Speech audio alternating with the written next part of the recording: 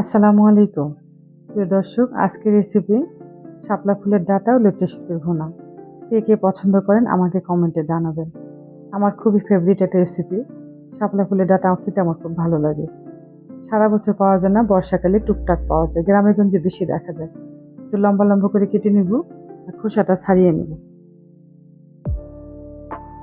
Side করে রেখে এখন আমি শুটকিগুলোকে বেছে নেব ভালো করে।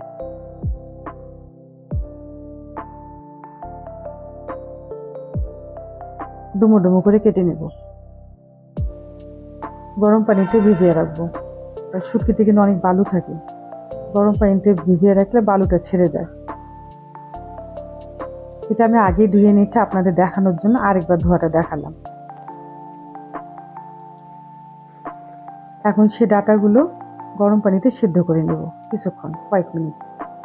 কারণ এটা পানিতে থাকে, তো যদি সিদ্ধ করে না নেই তাহলে তরকারিটা পানি পানি হয়ে যাবে, তখন খেতে ভালো লাগবে না। একটু ভাপিয়ে নিলে তাহলে পানি থাকবে না, তরকারিটা খেতে ভালো লাগবে।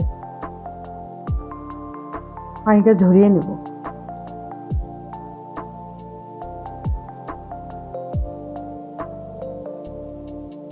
একেবারে চিপে চিপে নিলাম যেন একটুকু পানি না থাকে। আর কড়াইয়ে দেবো পরিমাণ মতো তেল, পেঁয়াজ কুচি, কাঁচামরিচ ফালি কয়েকটা, রসুন কুচি। এই রেসিপিটা একটু ঝাল ঝাল হয়ে থাকে। শুটকির তরকারি একটু ঝাল ঝাল না হলে খেতে ভালো লাগে না। আর শুটকিগুলো দিয়ে ভাজবো মরিচ পেঁয়াজে। তেলে ভেজে নিলে তাহলে গন্ধটা থাকে না শুটকির। এখন একটু পানি দেব। এখন দেব মশলাগুলো, রসুন বাটা, হলুদের গুঁড়া, জিরার গুঁড়া, ধনিয়ার গুঁড়া, মরিচের গুঁড়া। মশলাটা কষা হয়ে আসলে দিয়ে দেবো শাপলাগুলো। এখানে কোনো পানি অ্যাড করবো না, স্বাদ মতো লবণ। মশলা কষতে কষতে আমার তরকারিটা রান্না হয়ে যাবে।